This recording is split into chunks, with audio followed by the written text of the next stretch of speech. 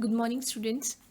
Today in this video we are going to do a beautiful sweet short story in English. The title of the short story is The Night Train at Deoli and the writer of the story is Ruskin Bond. And it has been taken from the anthology The Night Train at Deoli and Other Stories.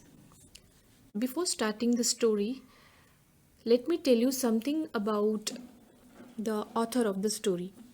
Ruskin Bond, who is rightly considered to be one of the greatest Indian writers in modern times. Ruskin Bond was born in Kasoli in 1934 and he is an Indian author of British descent. He lives with his adopted family in Landor, Mussoorie, India. उन्होंने short stories लिखी हैं, essays लिखे हैं, novels लिखे हैं और बच्चों के लिए बुक्स भी लिखी हैं. He has worked in different genres, but all his books have one thing in common, that is, they are written from the heart. Ruskin Bond की जो stories हैं, these are Ruskin Bond keeps his stories simple and touching at the same time. Most of his books are inspired by real life experiences and they have a deep philosophical meaning. जीवन का दर्शन उनमें हमें नज़र आता है और real life के जो एक्सपीरियंस हैं उन्हीं पर बेस्ड ज़्यादातर उनकी स्टोरीज़ हैं. पॉपुलर उनकी शॉर्ट स्टोरीज़ के कलेक्शंस हैं the night train at Deoli and other stories, time stops at Shamli and our trees still grow in Dehra. Most of his works are influenced by life in the hill stations at the foothills of the Himalayas where he spent his childhood. उनकी stories, उनके works, novels etcetera की जो setting है वो ज़्यादातर हिमालय की जो foot hills है, तलहटी के जो क्षेत्र हैं वही रहते हैं. इसी जगह पर, इन्हीं जगहों पर, इन्हीं क्षेत्रों में उन्होंने अपना चाइल्डहुड स्पेंड किया है. यहीं की ज़िंदगी, यहीं के जीवन से उन प्रभावित रहते हैं उनके किरदार और उनकी कहानियाँ.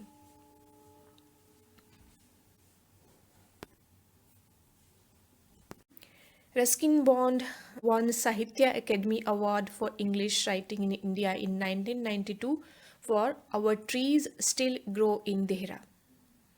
उन्हें 1999 में पद्मश्री और 2014 में पद्म भूषण से भी नवाजा गया. फिल्मोग्राफी की बात करें तो रस्किन बॉन्ड 1978 में बॉलीवुड की एक फिल्म आई थी जुनून, जो कि रस्किन बॉन्ड के ही historical novel a flight of pigeons पर बेस्ड है. And this novel was about the Indian rebellion of 1857. इस नॉवल में जो 1857 की क्रांति हुई थी उसमें उसके किसी एक एपिसोड, एक घटना का जिक्र है और इसी को बेस बनाकर जुनून मूवी जो 1978 में आई थी वो इसी पर बेस्ड है.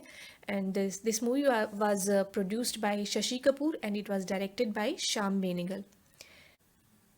रस्किन बॉन्ड की द रस्टी स्टोरीज़ पर आधारित दूरदर्शन पर भी एक टीवी सीरीज़ चला था, एक था rusty. And in 2005 Vishal Bhardwaj, the Bollywood director, made a film based on his popular novel for children, The Blue Umbrella. This movie was awarded as the best children's film. Ruskin Bond has also appeared on the silver screen. He made his maiden big screen appearance with a cameo in Vishal Bhardwaj's film Saat Khoon Maaf. Cameo होता है a small character part in a play or film played by a distinguished actor or celebrity. And this movie was based on his short story Susanna's Seven Husbands. Priyanka Chopra ने इस movie में जो main character play किया था and Ruskin Bond as a bishop इस movie में appear हुए थे. अब जहाँ तक बात है आज की स्टोरी की, the night train at Deoli. This story was published in 1988 This is a beautiful story of adolescent infatuation presented with great sensitivity. Adolescent किशोरावस्था का जो आकर्षण है किसी के प्रति, उसे इस स्टोरी में दिखाया गया है बहुत ही सेंसिटिविटी के साथ में. It expresses the narrator's love for a poor basket seller whom he encounters at a small station while on his way to Dehradun.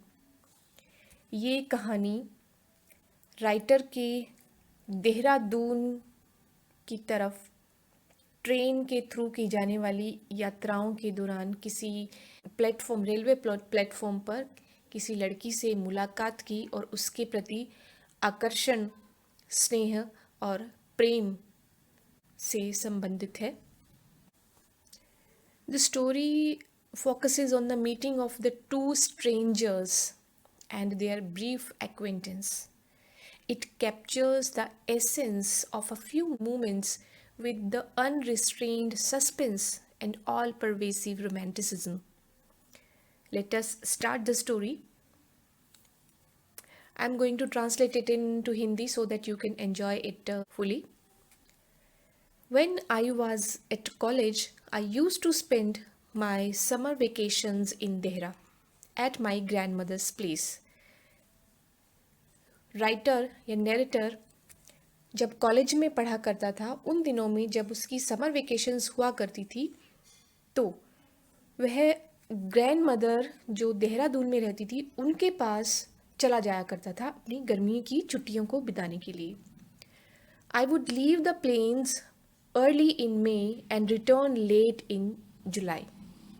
Planes का मतलब है मैदानी इलाके. और अभी हमने किया कि जो रस्किन बॉन्ड के जितने भी ज़्यादातर वर्क्स हैं वो हिमालय की तलहटी, हिमालय के आसपास के क्षेत्रों से रिलेटेड है. तो दिल्ली में राइटर दिल्ली के कॉलेज में पढ़ा करता था और जब उसकी छुट्टियां स्टार्ट हो जाती थी, I would leave the plains early in May महीने के शुरुआत में ही मैं मैदानी इलाकों को यानी दिल्ली से निकल पड़ता था एंड रिटर्न लेट इन जुलाई, और वेकेशन समाप्त होने पर जुलाई के महीने में लेट तक वापस आया करता था. Deoli was a small station about 30 miles from Dehra. Deoli जो कि टाइटल में हमें दिख रहा है, name of a town, the night train at Deoli. तो देवली एक छोटा सा स्टेशन था जो कि देहरादून, जहाँ मैं जाया करता था अपनी ग्रैंड मदर के पास, वहाँ से 30 miles दूर था. It marked the beginning of the heavy jungles of the Indian Terai. Indian Terai के जो घने जंगल स्टार्ट होते थे वो इसी जगह से स्टार्ट हुआ करते थे. इंडियन तराई कहेंगे हम लो land area at the foot hills of Himalayas, तलहटी वाले जो क्षेत्र हैं, हिमालय की तलहटी वाले क्षेत्र, कि यहाँ से यानी देवली जो जगह है, यहाँ से इंडियन तराई के घने जंगल स्टार्ट हो जाया करते थे. The train would reach Devli at about 5 in the morning, when the station would be dimly lit with electric bulbs and oil lamps, and the jungle across the railway tracks would just be visible in the faint light of dawn.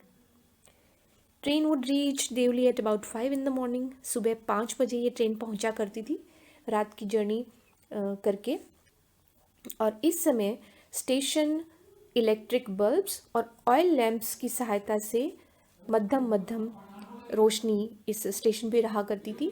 और फेंट light of dawn, सुबह की हल्की रोशनी में railway tracks से पार जो जंगल हैं वो जस्ट विजिबल होते थे, जस्ट दिखाई देना शुरू होते थे.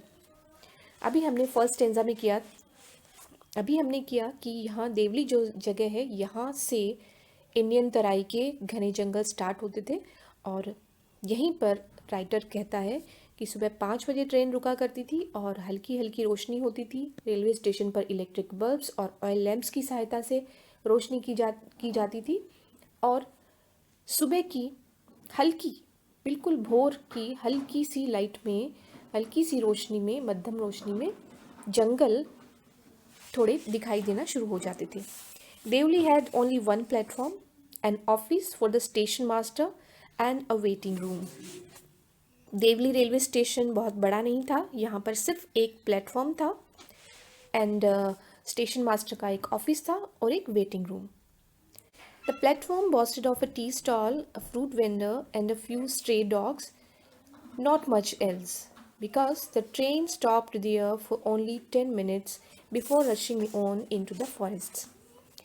इस प्लेटफॉर्म पर एक टी स्टॉल थी, एक फल विक्रेता हुआ करता था and a few stray dogs. Stray means आवारा. और कुछ स्ट्रे डॉग्स यहाँ पर रहते थे. इससे ज़्यादा यहाँ पर कुछ नहीं था क्योंकि ट्रेन यहाँ पर ज़्यादा रुकती भी नहीं थी. घने जंगलों में आगे दौड़ने से पहले सिर्फ 10 मिनट्स का ब्रेक यहाँ पर ट्रेन लिया करती थी. Why it stopped at Deoli I don't know. Narrator को हैरानी होती थी कि ये देवली में आखिर रुकती ही क्यों थी. मुझे नहीं पता ये वहाँ क्यों रुकती थी. Because nothing ever happened there. क्योंकि वहाँ आज तक कभी कुछ नहीं हुआ. एट द वेरी आउटसेट हमने किया कि हर समर वेकेशन में जो नरेटर है वो दिल्ली से देहरादून में अपनी ग्रैंड माँ के प्लेस में जाया करता था और कभी भी यहाँ पर कुछ नहीं हुआ. Nothing ever happen there. उसकी किसी भी विजिट में यहाँ कुछ भी सिग्निफिकेंट नहीं हुआ. इसलिए उसे हैरानी होती थी कि ट्रेन आखिर यहाँ रुकती ही क्यों थी. Nobody got off the train and nobody got in. ना तो कोई ट्रेन से उतरता था और ना ही कोई ट्रेन में चढ़ता था. There were never coolies on the platform. Platform पर कभी कोई कुली भी नज़र नहीं आते थे. But the train would halt there a full 10 minutes. लेकिन फिर भी ट्रेन यहाँ पर पूरे 10 मिनट का हॉल्ट लेती थी. हॉल्ट मीन्स स्टॉपेज था. यहाँ पर 10 मिनट के लिए पूरा ट्रेन रुकती थी. And then a bell would sound. उसके बाद एक बेल बजती थी. The guard would blow his whistle. Guard अपनी विसल बजाता. And presently Deoli would be left behind and forgotten. और फिर उसके बाद में देवली पीछे छूटता जाता था और भुला दिया जाता था. नरेटर उसके बारे में ज़्यादा कुछ सोचता भी नहीं था. I use to wonder what happened in Deoli behind the station walls. लेखक हैरान होता था कि स्टेशन की दीवारों के पीछे जो देवली नाम का जो टाउन है वहाँ क्या होता होगा. क्योंकि रेलवे स्टेशन पर तो कभी कुछ हुआ ही नहीं. तो देवली टाउन में क्या होता होगा, कैसे रहते होंगे, किस प्रकार का टाउन होता होगा. हमेशा मुझे ये हैरानी होती थी. I always felt sorry for that lonely little platform.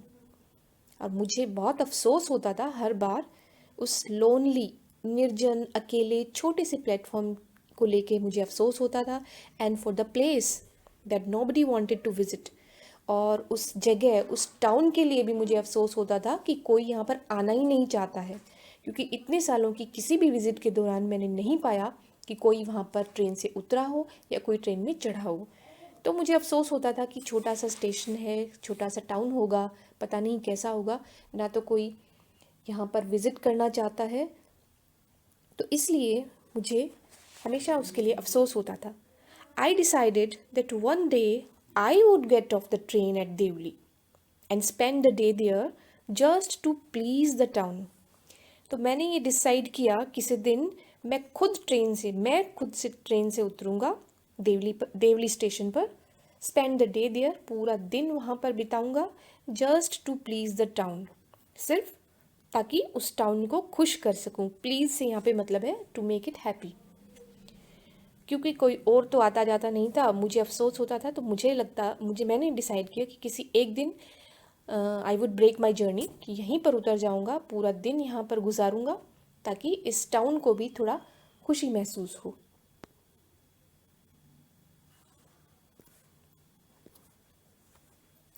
I was 18, visiting my grandmother.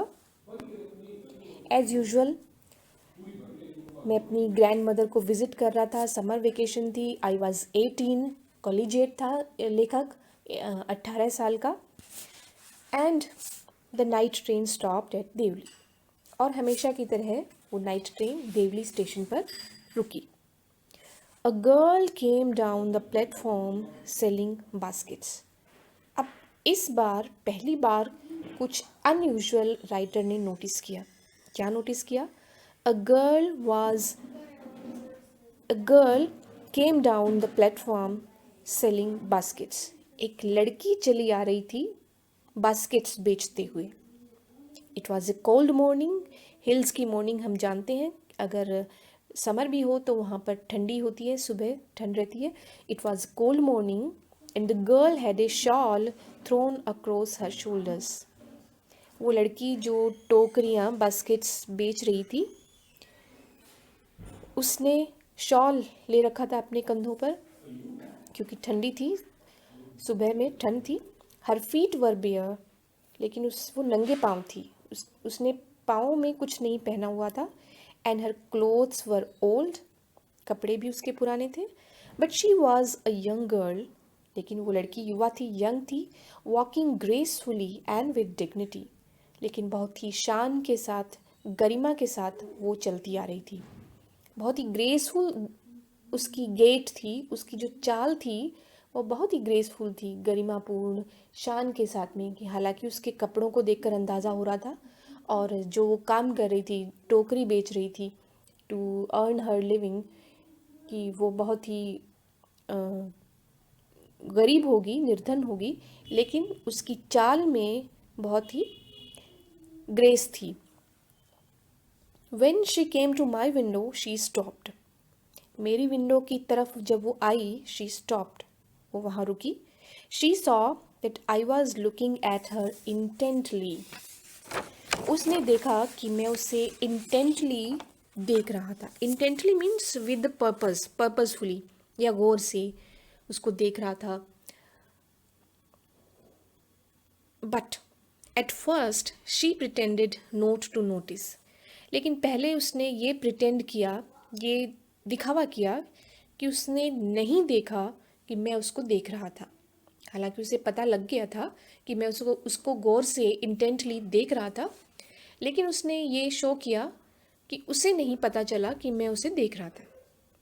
She had pail skin, लेकिन मैं उसको ऑब्जर्व कर रहा था क्योंकि वो जब चलते आ रही थी तभी मैंने देखा कि उसने क्या पहना है. शॉल लगाया है उसने, लेकिन पैरों में कुछ नहीं है, कपड़े पुराने हैं.